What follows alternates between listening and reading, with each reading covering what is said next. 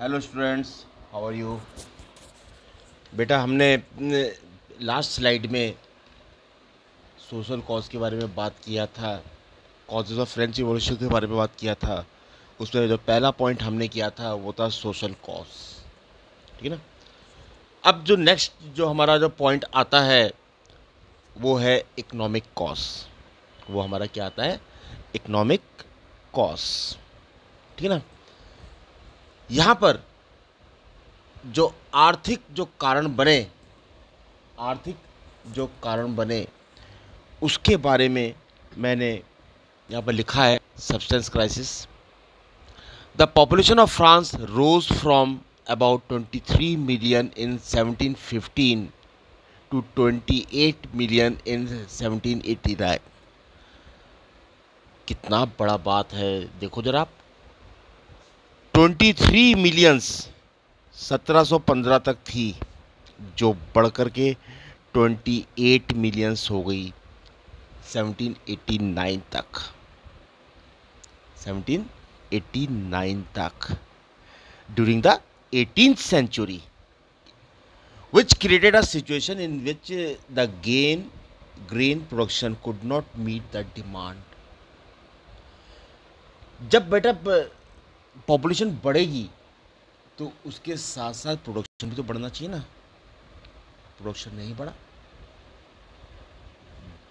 तो जो food grains की जो डिमांड थी वो इंक्रीज होती रही।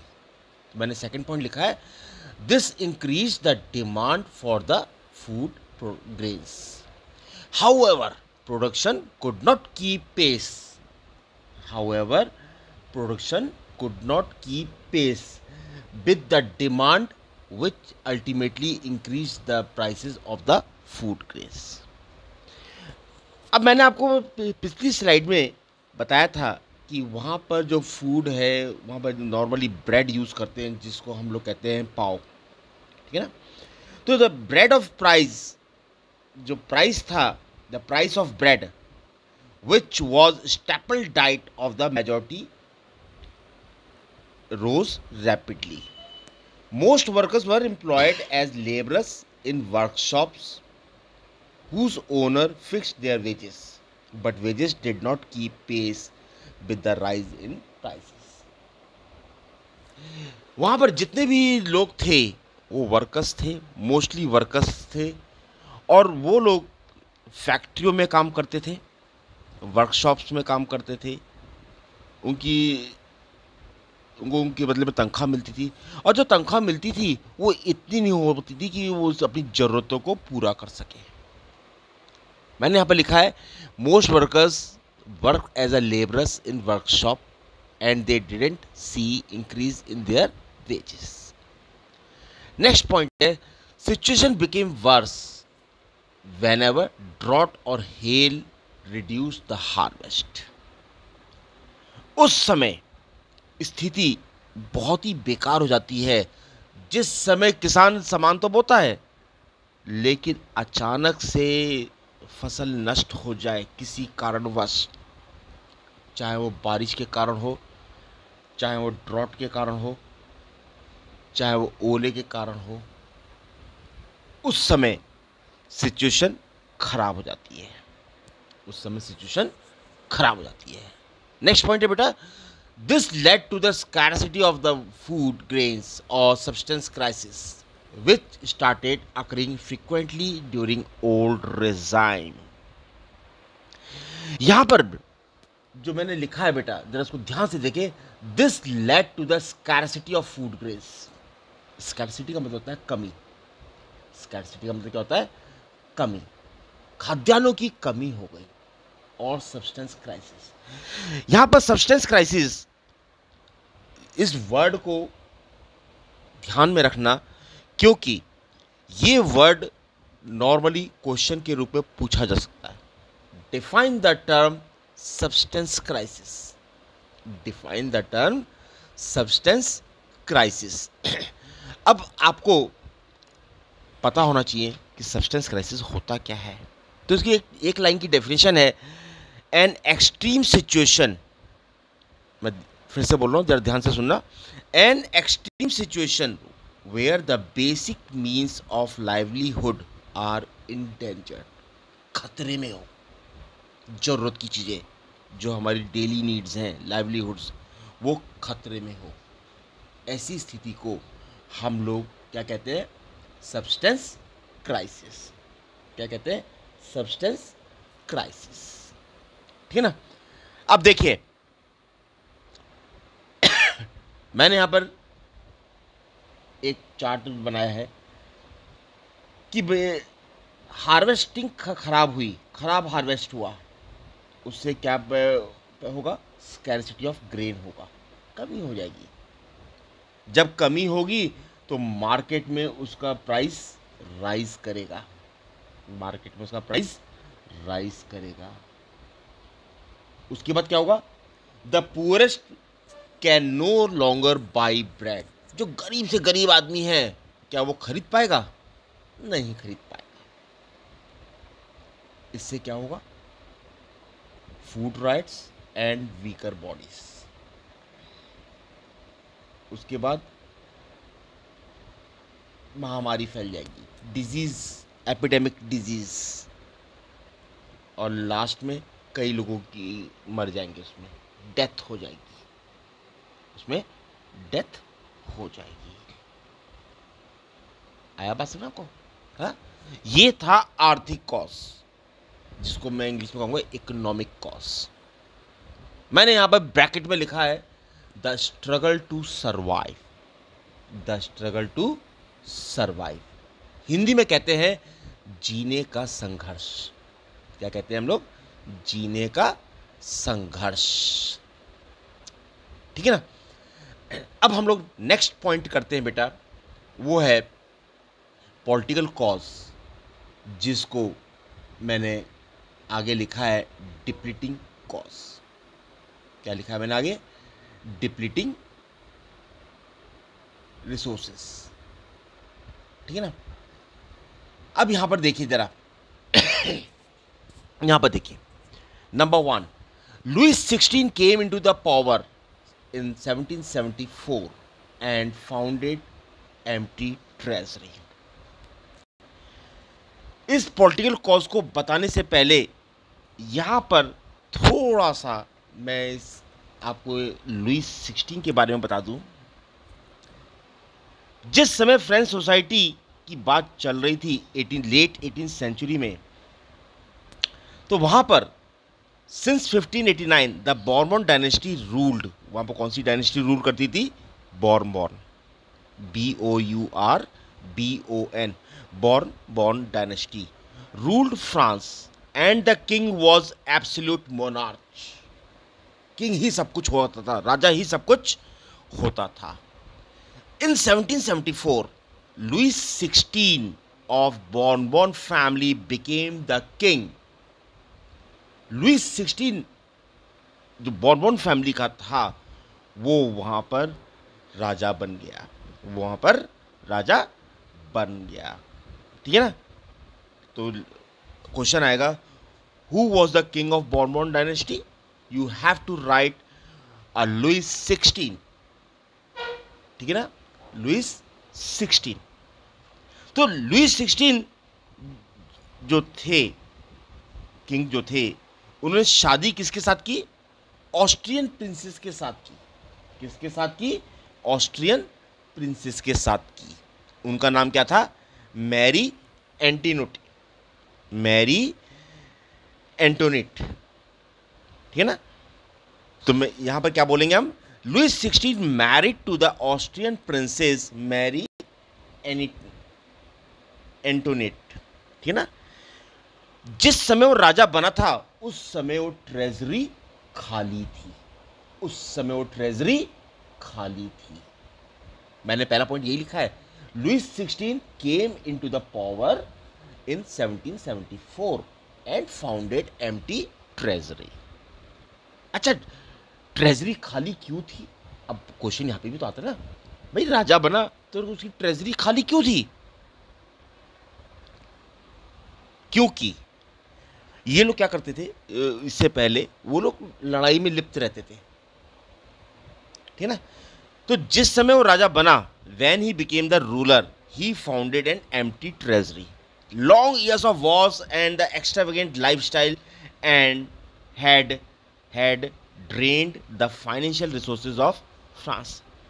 एक तो लंबे समय से जो लड़ाई में जो लगे हुए थे, दूसरा उनका जो लाइफस्टाइल था आराम की ज़िंदगी का, उसकी वजह से फाइनेंशियल रिसोर्सेज जो थे वो ख़त्म होते जा रहे थे, वो ख़त्म होते जा रहे थे।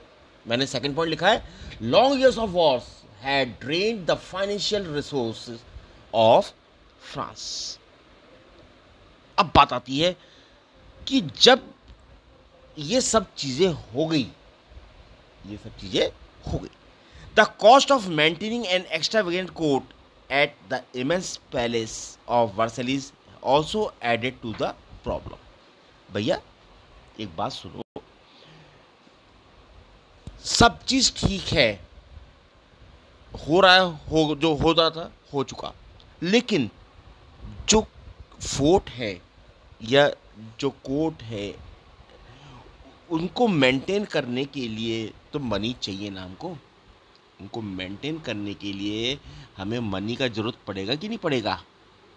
अब बताओ, पड़ेगा ना? हाँ, तो मैंने यहां पर लिखा है, under Louis 16 France had 13 American colonies to gain their independence. Louis 16 ने हेल्प किया था 13 अमेरिकन कॉलोनीज को इंडिपेंडेंट करने में,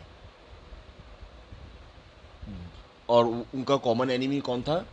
अमेरिका का Britain, which added more than $1 billion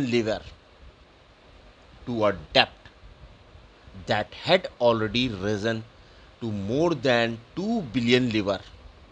2 billion livres. भाई खर्चा बढ़ गया, खर्चा बढ़ गया, ठीक है ना?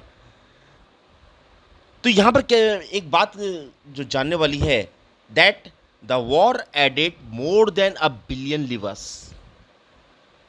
सबसे इंपॉर्टेंट बात है, टू अ डेप्ट that becomes more than $2 billion livres. Lenders who gave the state credit now began to charge 10% interest on loans. एक समय में वो क्रेडिटर हुआ करता था, एक समय में वो क्रेडिटर हुआ करता था, अब हालत ठीक नहीं है। सो the French government was obliged to spend an increasing percentage of its budget on interest payment only, ब्याज के साथ, to meet its regular expenses. The state was forced to increase taxes. भैया अपना तो खर्चा पूरा करना है तो क्या करेंगे? टैक्सेस बढ़ा देंगे। क्या करेंगे? टैक्सेस बढ़ा देंगे। तो मैंने लास्ट पॉइंट क्या लिखा है? To meet its regular expenses such as the cost of maintaining an army, court, running government offices और universities, ठीक है ना? ये सब के लिए का खर्चा पूरा करने के लिए इन लोगों ने क्या किया? टैक्सेस बढ़ा दिए, टैक्सेस बढ़ा दिए। भैया टैक्स बढ़ गया ना, तो लोगों पर आफत आई, लोगों पर आफत आनी शुरू हो गई। कहाँ से देंगे वो लोग? इतना कहाँ से देंगे? क्यों? क्योंकि जो शुरू की जो दो थी, आपने चार्ट देखा था ना शुरू में, क्लर्जी एंड नोबिलिटी, जो पहले के दो स्टेट थे वो तो कुछ करते ही नहीं थे ना, बताया था ना मैंने आपको, याद है? सारा का सारा भार कौन देता था? बोझ किस पर पड़ता था? थर्ड स्टेट पे पड़ता था, थर्ड स्टेट। भाई पहले तो दो तो आराम से रहते थे, उनको कोई फिक्र नहीं है, उनको कोई फिक्र नहीं है। जिसमें कौन आते हैं? पहले स्टेट में क्या बताया था मैंने? क्लर्जी। दूसरे स्टेट में कौन बताया मैंने? नोबिलिटी, या नोबल कह सकते हो, नोबल कह सकते हो, ठीक है ना?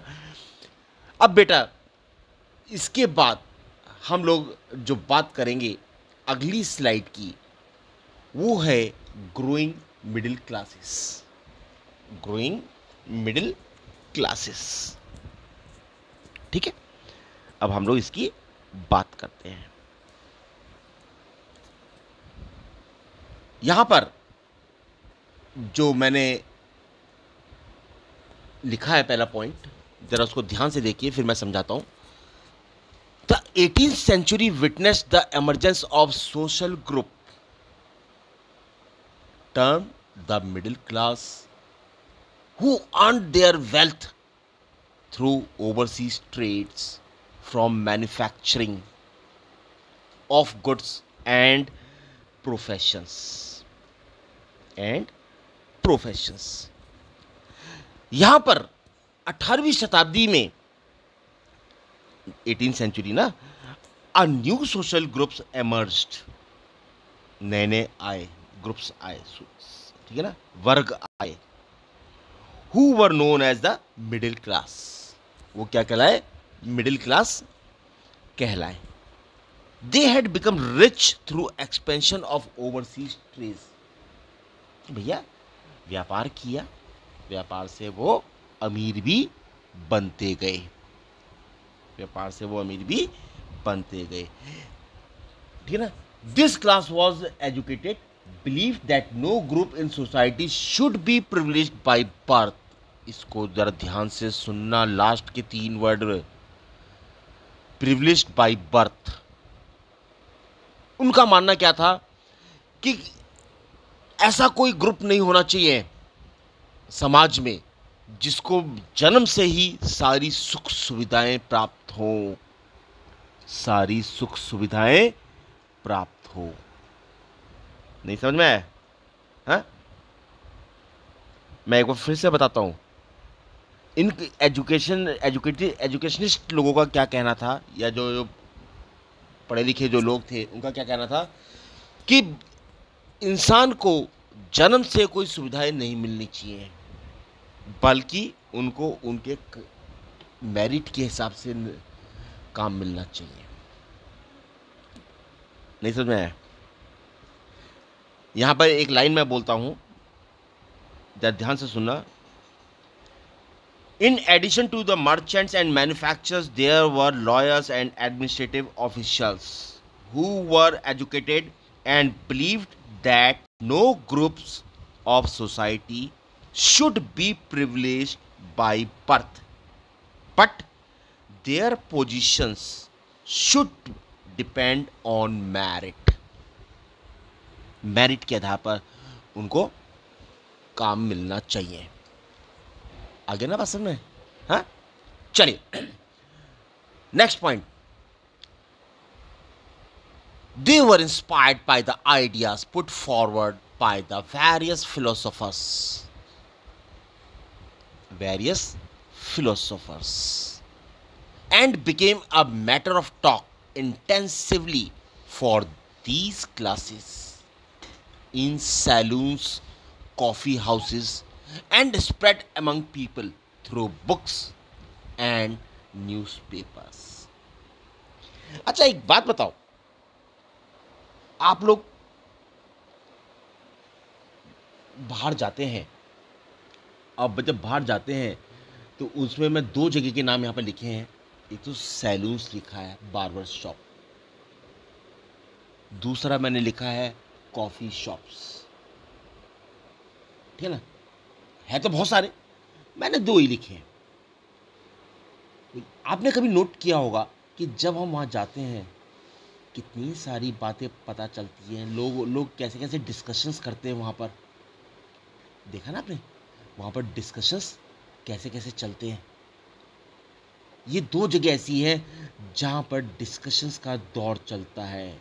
एक टॉपिक छिड़ जाए तो लोग अपने अपने विचार रखते हैं, अपने अपने विचार रखते हैं, है ना, ठीक है। तो ये दार्शनिक कौन थे?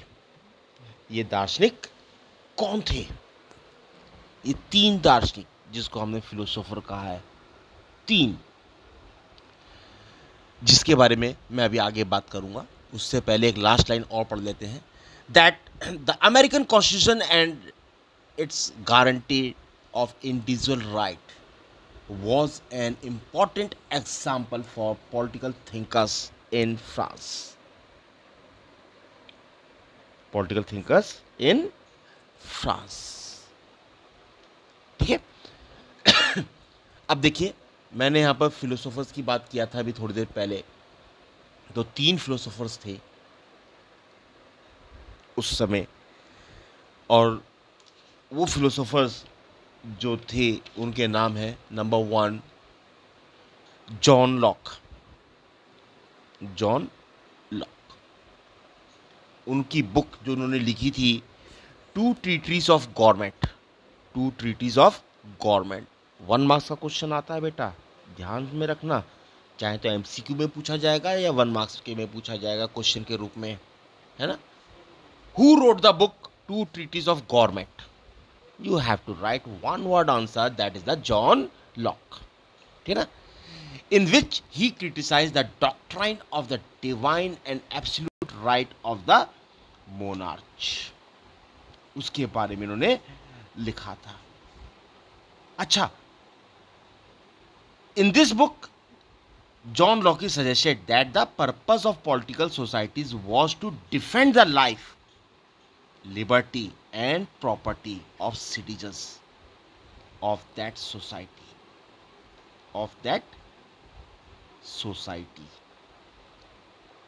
आया ना समझ? हाँ,